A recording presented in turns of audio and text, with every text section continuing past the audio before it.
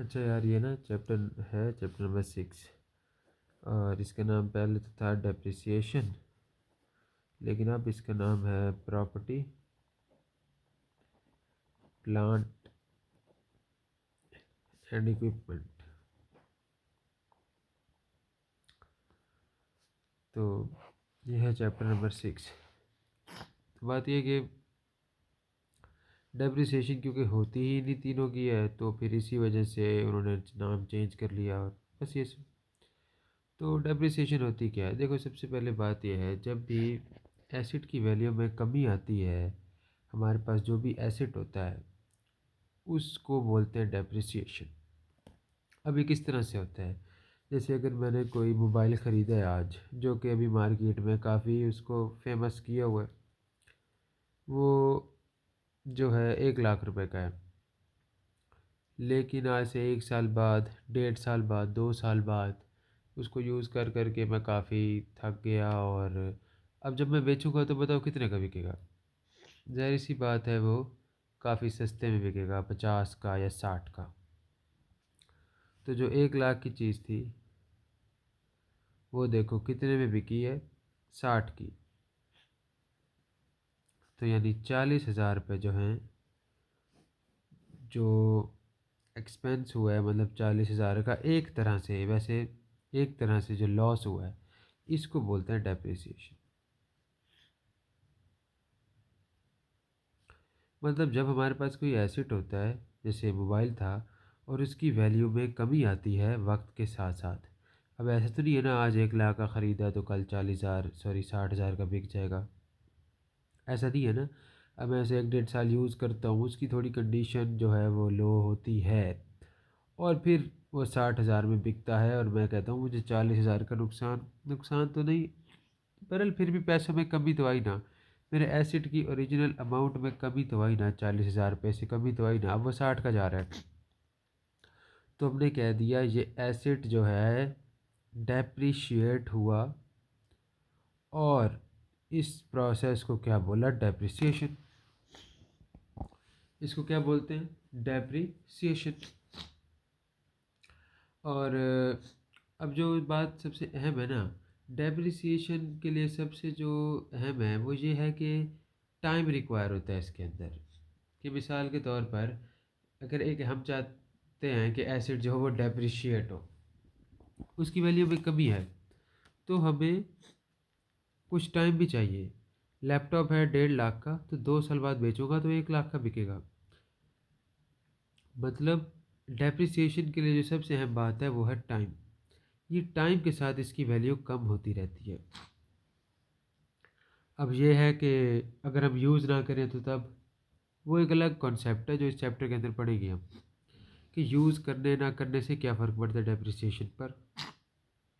फिलहाल बात इतनी है कि डेप्रिसिएशन होता क्या है, कि हमारे पास जो एसिड है ना, वो उसकी वैल्यू में कमी आती है वक्त के साथ साथ। अब यहाँ पे बात अहम हो जाती है कि वक्त का जो वो है पॉइंट, वो बड़ा अहम है। तो इसी वजह से हम कहते हैं कि जो एसिड जिनकी मुद्दत ही 1 साल की होती है, जिनको 1 साल के अंदर अंदर यूज़ कर लिया जाता है, हम कहते हैं कि वो डेप्रिसिएट होती नहीं है।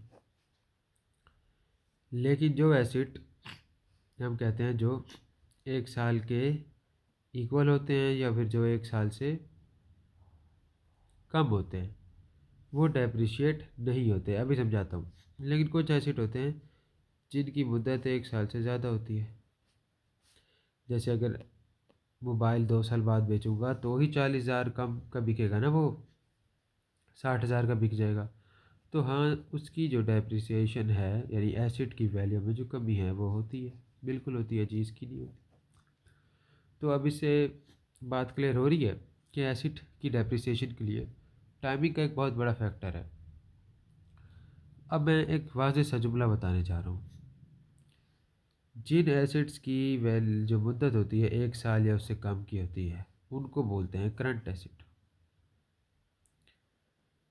और अब ये बात समझ लो, करंट एसिड की डेप्रिसिएशन नहीं होती। करंट एसिड की डेप्रिसिएशन नहीं होती। ये बाल पेन, इसकी कोई डेप्रिसिएशन नहीं होगी। ठीक है। अब देखो अब आप कहो कि भाई एक वक्त आएगा अगर ये आज 20 का है तो 10 साल बाद हमें ऐसे लग रहा होगा कि ये 2 रुपए का है, मतलब उस वक्त वो होगा 20 का ही लेकिन उसकी वैल्यू गिर जाएगी। वो और चीज़ है यार, वो तो इन्फ्लेशन है। बात यह है, ये डेप्रिशिएट नहीं होगा। एक करंट एसिड जो होता है, एक मेन थीम ये है कि करंट एसिड जो है ना, 1 साल से जिसकी कम मुद्दत होती है चीज़ों की, उन पे डेप्रिसिएशन चार्ज नहीं होता, क्योंकि वो तो 1 साल से पहले पहले जा रहा है। अब वो लॉस में बिक जाए, फ़ायदे में बिक जाए, ठीक है, वो एक अलग फैक्टर है, उसमें हम डेप्रिसिएशन नहीं लगाते। हम उस पे पहले से ये बात लागू नहीं कर देते कि यार इसकी वैल्यू में कमी होगी ही होगी। मैं आज बल्ब 20 का ख़रीद के 25 का बेच दूँ, कहाँ गई डेप्रिसिएशन? ठीक है ना। तो बात यही है कि जो करंट एसिड्स हैं वो डेप्रिशिएट नहीं करते होते, और जिनकी 1 साल से ज़्यादा की एज होती है जैसे नॉन करंट एसिड होते हैं, मैं अब सीधे सीधे जुमले बोल रहा हूँ। नॉन करंट करंट एसिड की डेप्रिसिएशन होती है, करंट एसिड की डेप्रिसिएशन नहीं होती। इसलिए चैप्टर का नाम रखा है property plant and equipment. Property, land या बिल्डिंग जो हम खरीदते हैं, प्लांट जो हमारी मशीनरी फैक्ट्री होती है, इक्विपमेंट जो इसके अंदर सामान होते हैं। इसको ना पीपीई भी बोलते हैं, प्रॉपर्टी प्लांट एंड इक्विपमेंट को। ये तीनों क्या है, नॉन करंट एसिड हैं डेप्रिसिएशन के। यहाँ तक बात क्लियर है। दूसरी अहम बात है, एक और लाइन याद रख लो कि लैंड जो होती है ना वो डेप्रिशिएट नहीं होती, हालांकि नॉन करंट होती है।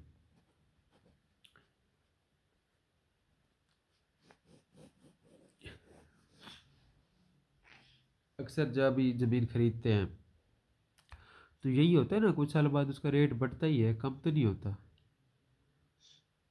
अच्छा ठीक है, कहीं ना कहीं कम हो भी जाता है, वो डेप्रिसिएशन नहीं होती, वो फिर इन्फ्लेशन होता है और कुछ और फैक्टर्स होते हैं। अब डेप्रिसिएशन को इन्फ्लेशन से नहीं मिलाना, मुझे पता है मिल रहा होगा, लेकिन अभी जब हम पढ़ेंगे ना तो पता चल जाएगा। डेप्रिसिएशन एक फिक्स्ड अमाउंट होती है जो हम चार्ज कर देते हैं एसेट के ऊपर कि ये इस साल इतना कम होगा ही होगा।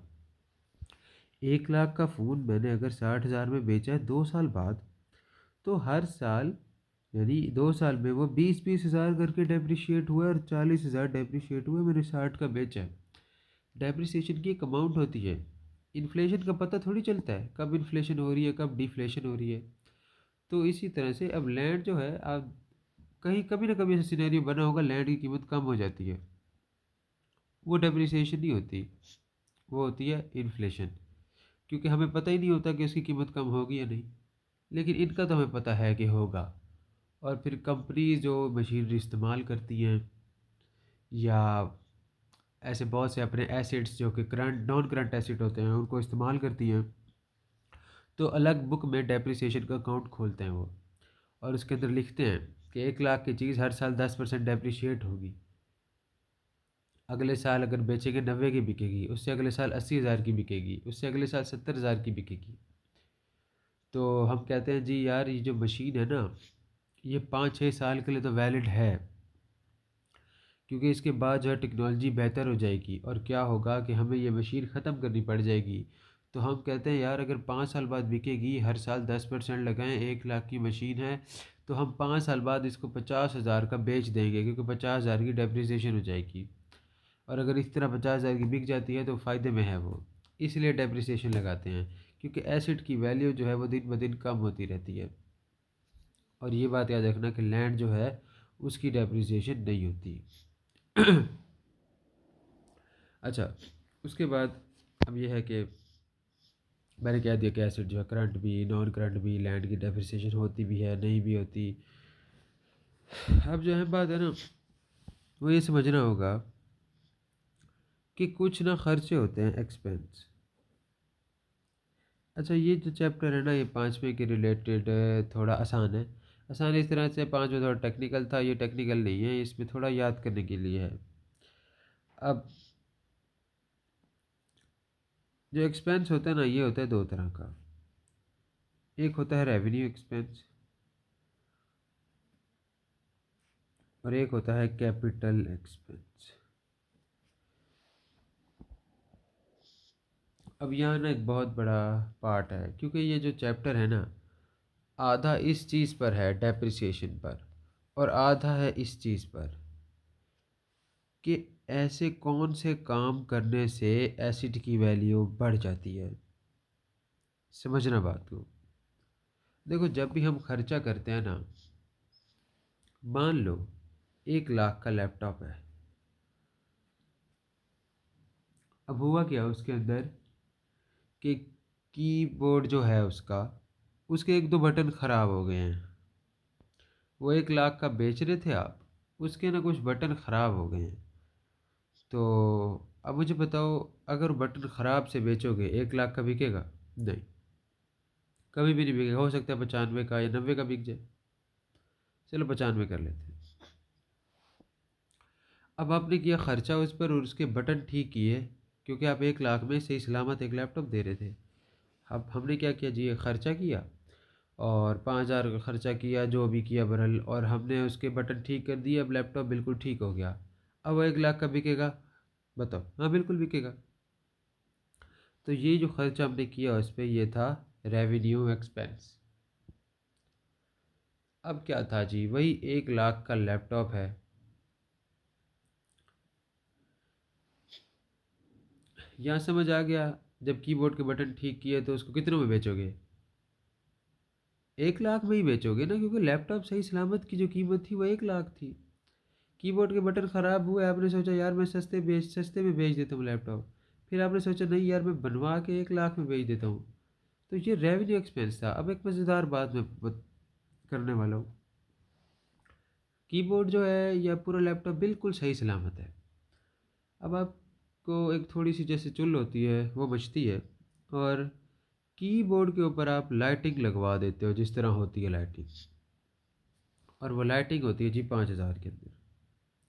अब मुझे ये बताओ, लैपटॉप कितने का बेचोगे? 1,05,000 से नीचे का तो कभी नहीं बेचने वाले, क्योंकि 1 लाख का सही सलामत लैपटॉप और 5,000 का उसमें लाइटिंग करवाई, मतलब हमने एसिड के अंदर कुछ तो किया बरल। अब उसको 1 लाख का बेचोगे? नहीं, 1,05,000 का बेचोगे। दोनों के अंदर एक्सपेंस हुआ, लेकिन इस एक्सपेंस से ये एसिड 1 लाख वाला कितने का रहा? 1 लाख का। इस एक्सपेंस से एसिड की वैल्यू तो बढ़ गई। ये एक्सपेंस होता है कैपिटल एक्सपेंस, और इसके लिए एक लाइन इस्तेमाल होती है कि कैपिटल एक्सपेंस एक्सपेंस होता ही नहीं है, वो तो एसिड का पार्ट होता है। समझना, समझना बात को। वो कह रहा है जी, इसने इस ये जो खर्चा हुआ है एसिड के ऊपर, जिससे कीबोर्ड पे लाइटिंग लगी, ये तो एसिड ही का पार्ट बन गया ना। एसिड में कोई ख़राबी तो नहीं हुई थी जो हम उसको ठीक कर रहे थे।